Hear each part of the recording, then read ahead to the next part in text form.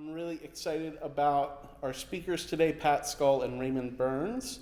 I'm going to read bios for both of them, and then I'm just going to get out of the way, and Pat's going to come up and talk, and then Raymond will come up right after her. So, Pat Scull graduated from Carnegie Mellon University in Pittsburgh, Pennsylvania, with a BFA in painting and studied printmaking at the Corcoran School of Art in Washington, D.C., and UNC Chapel Hill. For over 20 years, she was a member and studio artist within an artist association affiliated with the nonprofit Art Space located in Raleigh, North Carolina. As a studio artist at Art Space, Pat maintained an open studio that helped to inspire creativity by engaging the community in the visual arts process. Pat has shown her work nationally through the Juried American Craft Council craft shows in Atlanta, Charlotte, Sarasota, Chicago, and Baltimore. Hand workshop in Richmond, Washington Craft Show in Washington, D.C., Baltimore Craftworks New York in Manhattan, Smithsonian Craft Show also in Washington, D.C. One of her pieces is now included in the permanent collection of the Mint Museum in Charlotte, North Carolina. And then Raymond Burns, Washington, D.C. area oil painter Raymond Burns has been exploring active rail yards, railroad museums, and abandoned railroad lines in the search of good rust for the last couple of years. Inspiration for his latest series of works came when he stumbled upon an abandoned caboose in Union Bridge, Maryland. Ray's recent series depicts railroad equipment, engines, cabooses, boxcars, and railroad structures in various states of use and decay. These paintings focus on the details of the equipment alone and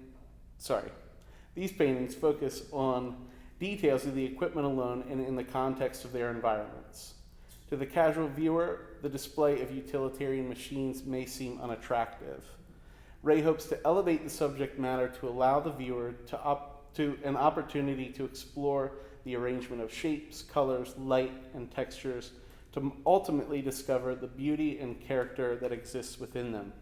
Raymond has an undergraduate degree from the University of Maryland in studio art, and he's exhibited throughout the United States. If y'all would welcome up first Pat Scull.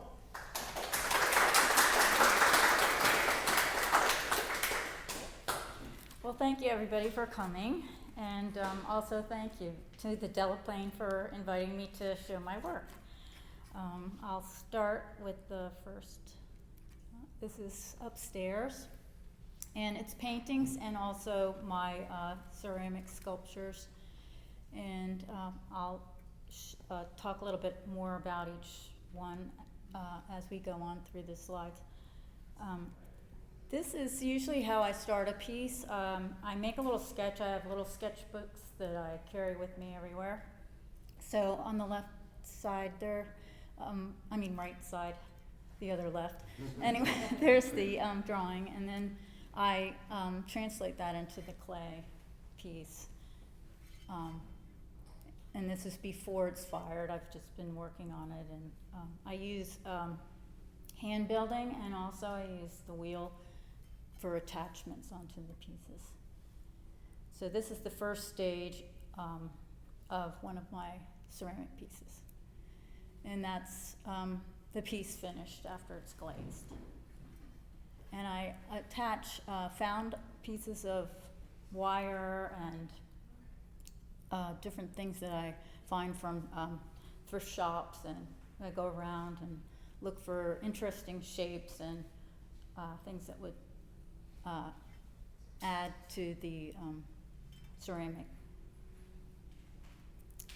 So this is a studio with a lot of bowls that I've been working on, and I underglaze the pieces first, which is sort of like a dry glaze, and you fire it to the first stage. And the first stage is a bisque. It's called bisque.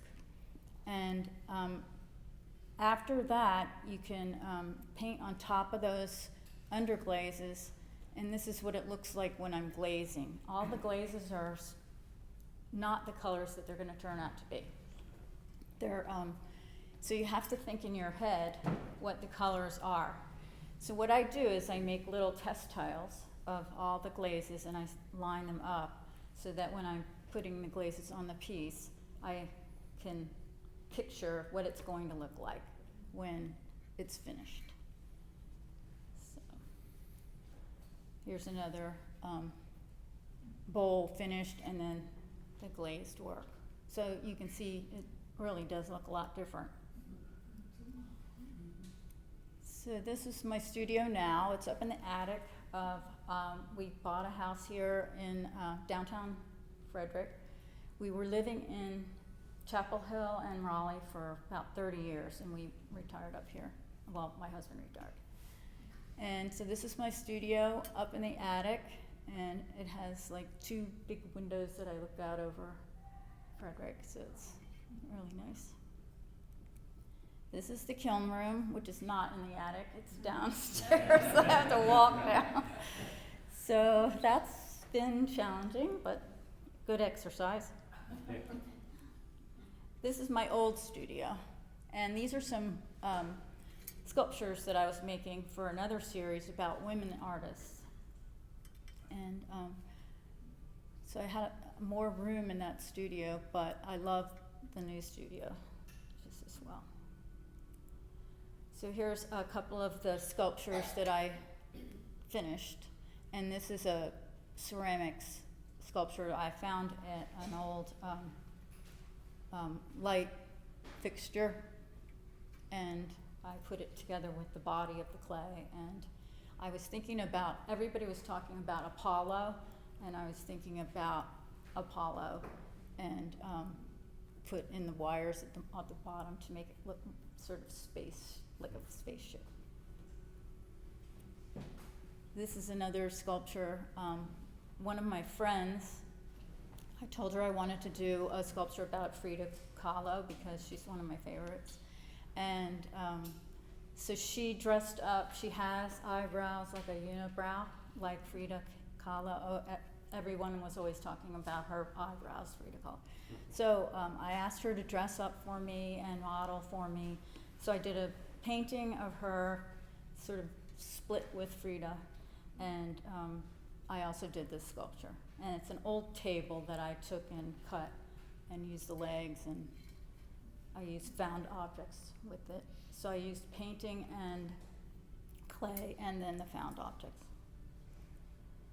This is an example of a piece from a series that I did about artists that are my contemporaries.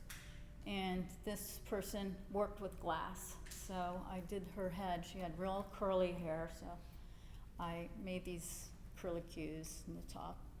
And then I made a mold out of clay and made the glass face with that mold in the kiln. And her face is actually a digital image on metal that there's a way to transfer it to the metal. So then we had COVID, and I was trapped in our studio. As you know, nobody could go anywhere. So I had visited my son and family in Houston years earlier and taken a bunch of pictures of, we went to the Science Museum, and I took a bunch of pictures of textures and old shells, fossils, all sorts of things, bones, dinosaurs. And I decided to make these paintings combining all these things, sort of like in layers, things moving back and forth. Like there's, in that center part that looks like a keyhole, it's another layer behind there. So I was thinking about the virus and how it was entering our bodies, like we were the vessel, and it was going into us whether we liked it or not. And so the paintings, to me, I wanted to make them feel that sense of foreboding that I was feeling, that we were sort of out of control. So this is another one. It's the bones of a dinosaur, and it's called Roar because I was very angry at having to have this happen to everybody around us, and it just seemed like we were helpless. And this is called Phoenix, and it's about hope and getting through the whole pandemic. So these are some other pieces that I did from another series, and we lived out in the woods before we moved here, and I was always noticing all of the patterns and beautiful flowers and trees and around us, but especially the insects. So a lot of my things started to have these sort of insect-like markings, and these I hung on the walls because everyone was telling me at craft shows that they loved my work, but their cats would ruin them. So I thought, I will put them on the wall. So this is a vessel that I did. This was also using those markings, but it was also about, I did it during the pandemic, which was reminding me that we are the vessel that the virus is entering, and it has to have that to live. So this is a new one that I'm working on, and these coils came from my kiln, which was broken when we moved, and I had to put all new coils in. So, and then this is a bowl that I did, and I won a spot on the International Ceramic Artists calendar for the year. So that was really exciting. And this is the gallery that I have just become a member in, and it's the Artist Gallery on 5th Street and Market. And it's a great gallery, so I hope you'll come to visit it. And that's it.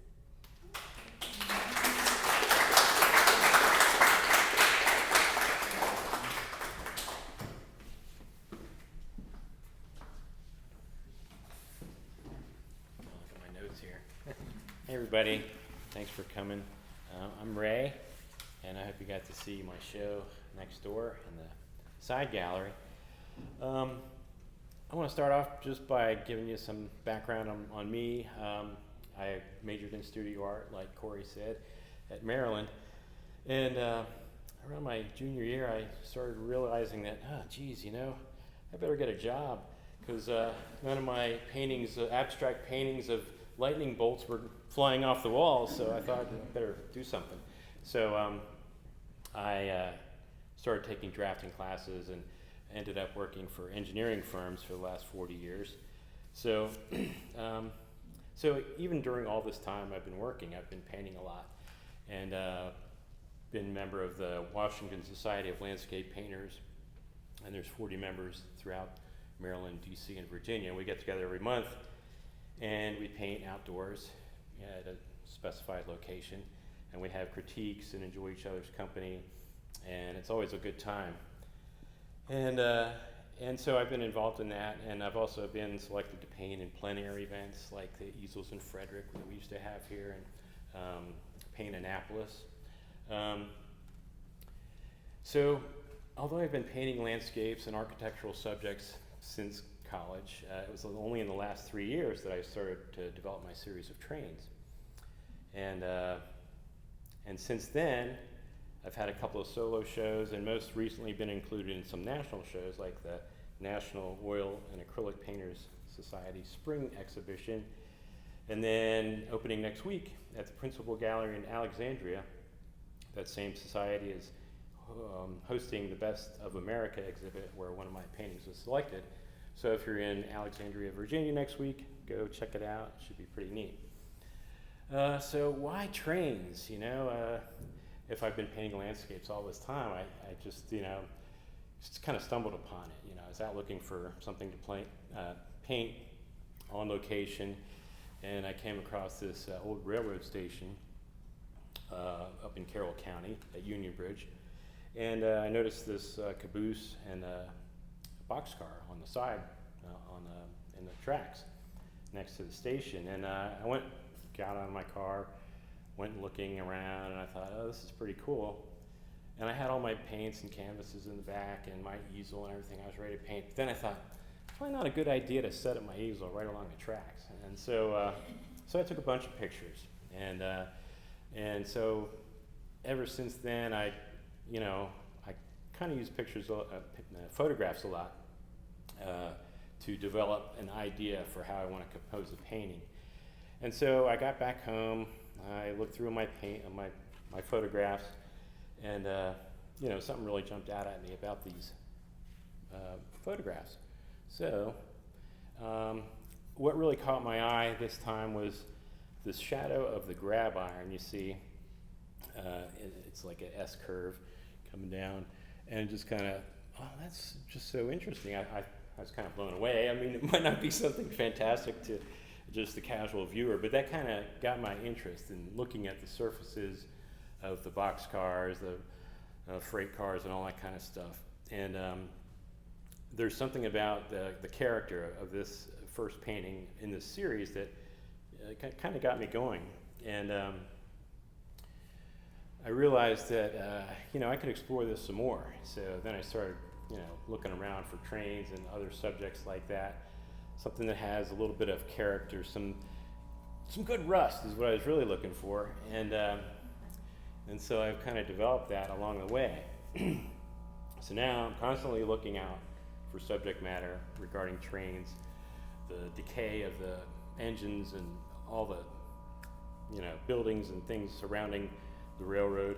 And I look for things around Hagerstown, Cumberland, Brunswick, and railroad museums like the B&O in Baltimore, and Pennsylvania Railroad Museum, any place that has some static displays that I can really explore.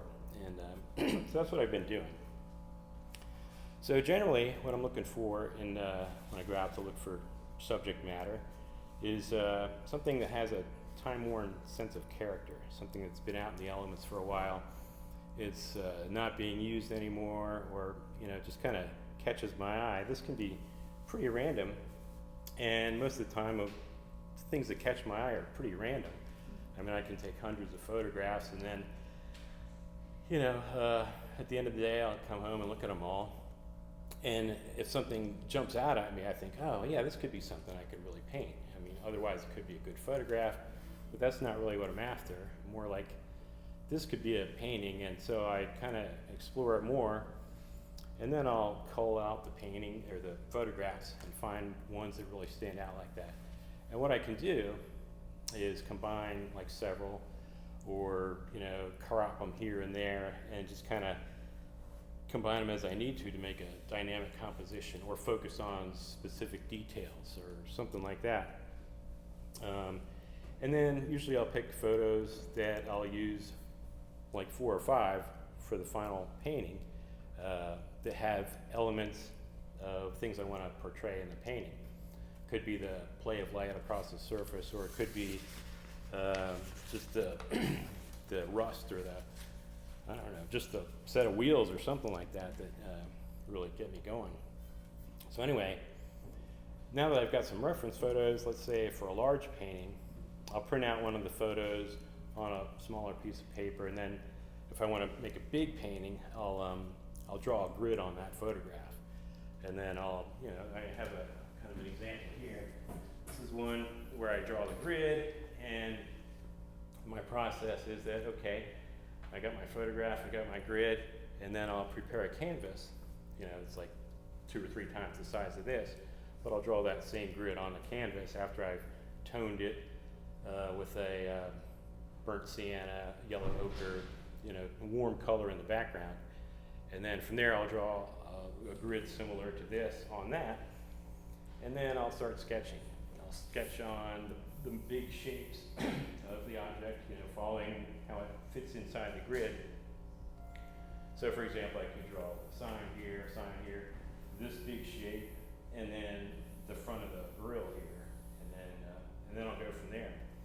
And then from that point, I'll just start painting in thin washes of like burnt sienna or ultramarine blue, just to kind of get the colors blocked in a little bit.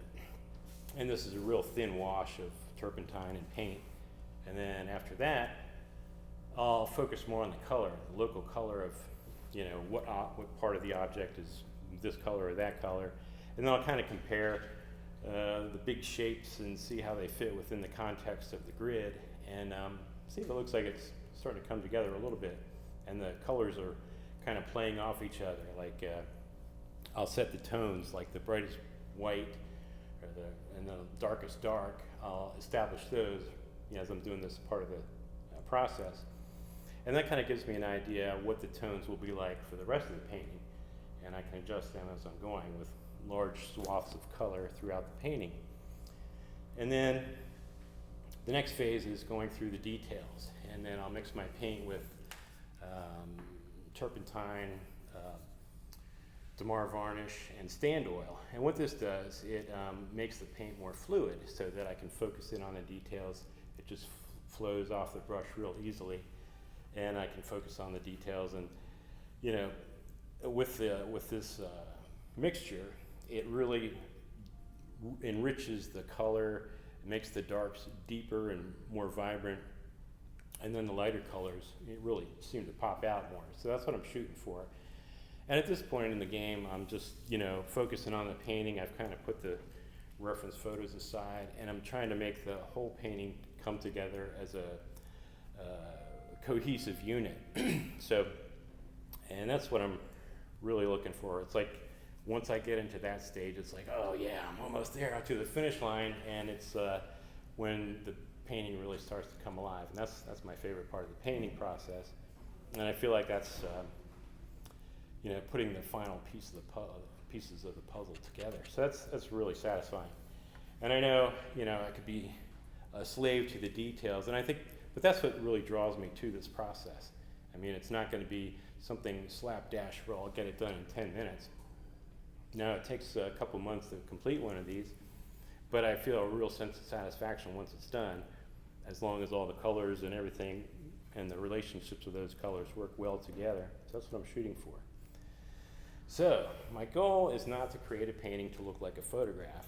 Although it's meticulously painted, I want to show the nature of the paint and push the color beyond what a photograph provides. So the elements in my paintings work to provide a cohesive composition and visual interest as your eyes wander around the painting. So some of the common elements in my finished painting are, of course, texture. And in this engine 3750, this is at the Pennsylvania Railroad Museum. And what really caught my eye here was just the amount of stuff on this surface of this train. And we've got the flaking paint on the top above the cab there, and then we've got the wood surface covering up the windows, and then of course the rust dripping down and all kinds of different materials that make up this painting. And then we've got the wood on the ties and the stones at the ballast at the bottom. And then kind of weird is that there's this moss over on the side there that's creeping up on the sides. I thought that was really interesting. I wanted to capture that on the canvas. And this was just really fun to paint. I just had a good time with this. So as busy as this is, you look all around, and I figured, okay, my eyes need a little bit of relief, so the blue sky helps give your eyes a little rest through all that action on the train itself. Then we've got more surface action here, some textures. This was on a cold, rainy day in November up in Hagerstown. And what really caught my eye with this was the sheen of the rain on the side of the train. The rain and whatever flows mainly on the train, I don't know. But anyway, I just thought it was pretty cool how that sheen, and that you can kind of see the water dripping and everything. I wanted to capture that.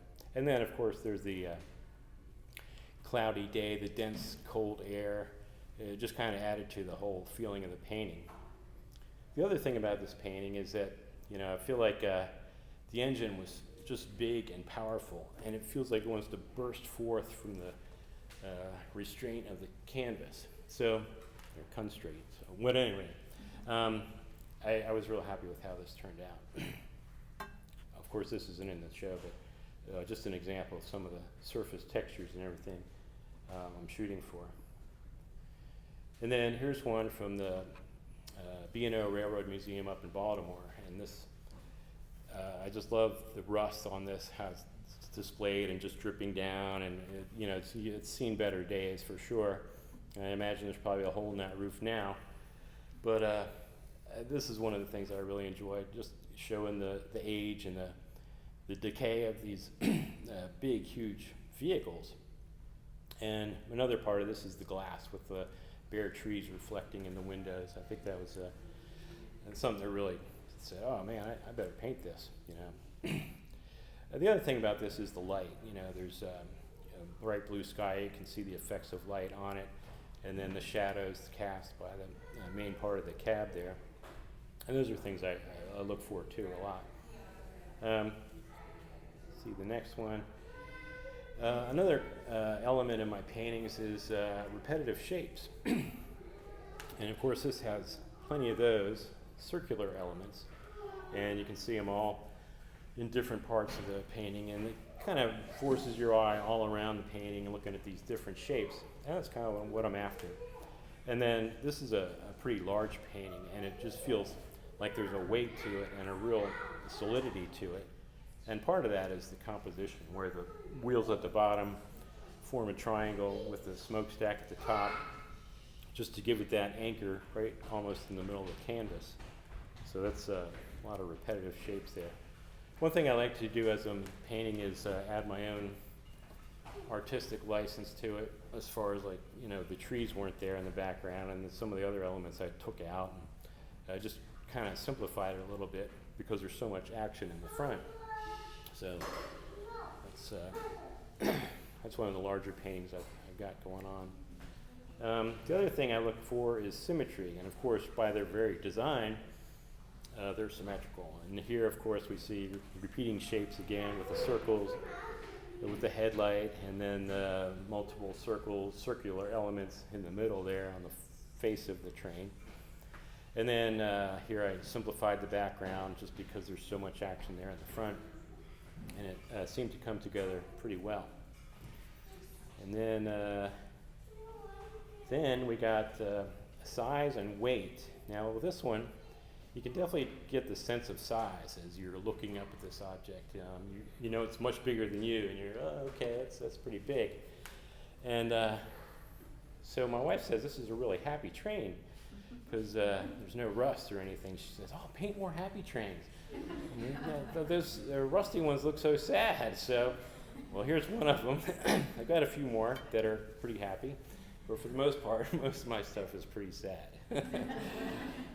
So one of the things about the size and weight that I really discovered was that for my birthday, Susan took me to drive a train, and I never realized how difficult a task that was until I got behind in the cab with all these levers and everything, and just trying to figure out what's what. But luckily there was a guy there to kind of guide me on.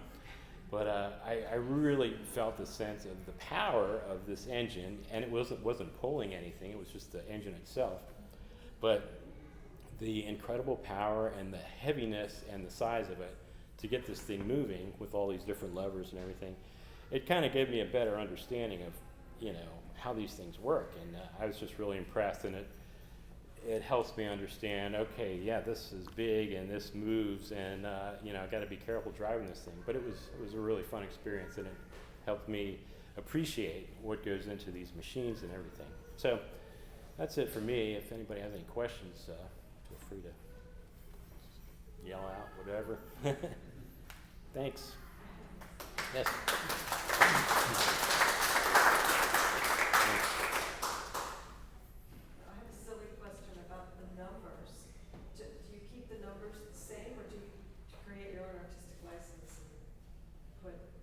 Oh, the numbers. No, that's actually the number of the engine itself. This is in, Clifton. So any of those numbers are what's there, as opposed to, Yeah, exactly. This is in Clifton Forge, Virginia, at the Railroad Heritage Museum, I think it's called. Yeah, but yeah, there are real numbers and everything. So Yeah. that's it. Oh. You mentioned that you had done some abstract painting, maybe in university. Yes. I wonder if that itch for like, if you maintain any kind of abstract process, or if that itch is fulfilled somehow in painting more realistically. Well, that's the thing. Yeah, there are abstract elements within my paintings. The way they're formally shaped, I think having the abstract quality as a foundation for the final realistic painting is what I build off of. So the arrangement of shapes, like this, for example, you know, bunch of rectangles, you know, and when I start off a painting, it'll look like it's abstract, only because I've got thin washes of bold areas like this. And, you know, I thought, well, you know, let's develop it further into something realistic. But yeah, as a student, I did a lot of geometric stuff, lightning bolts, and yeah, and I was influenced by a lot of my teachers that way. Nicholas Krushnik, who was a professor there when I was there, he did these beautiful abstract but very geometric paintings that I really admired, and I thought, oh, I want to incorporate that kind of idea in my paintings. And they did for a while, but then I kind of developed into more realism and things like that, where those kind of elements didn't quite fit with what I was trying to portray in my paintings at this time. So that's it. Oh, yes. Just curious, you said you work on these for months. Do you work on more than one at a time? And do you work on them 8 hours a day, or just 2-3 hours a day, or what? No.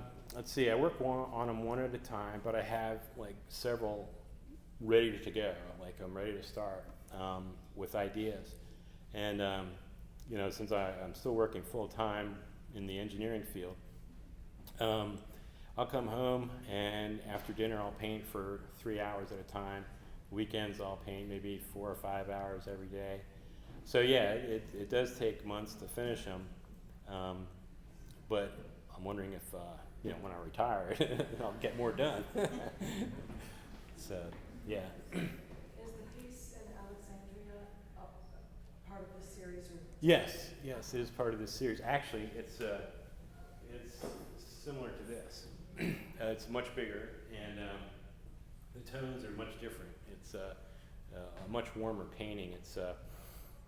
But it is based on this grid photograph. And so the colors that you choose are not always what was there. You use the color to bring something out. Yeah, exactly. I'll kind of enhance things that might not have been there. I'll take things away that were there just to make a better painting, I think. Yes?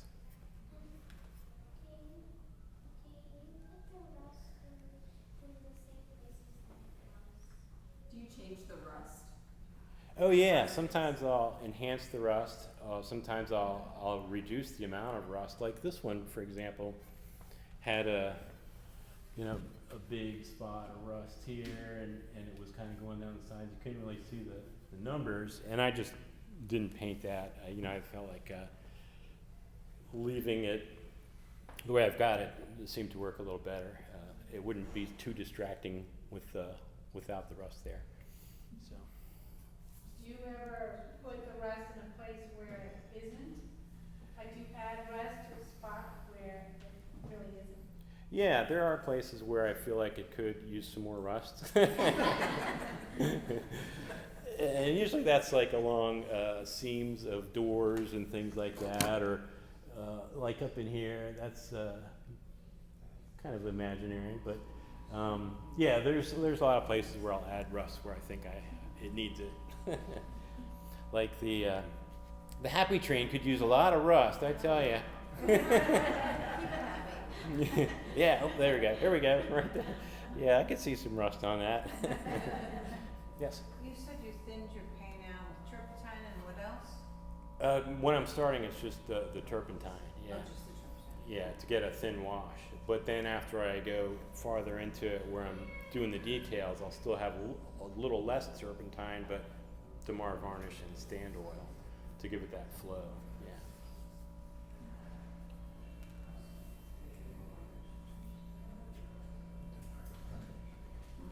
Okay. Thanks, everybody. Did you want to answer any questions? Did anyone have any questions for Pat? No? Well, you can ask him. You can maybe visit her upstairs, and you can talk about her work up there. Well, thank you all very much for coming. That ends the program for today. So spend some time wandering around. Thank you all.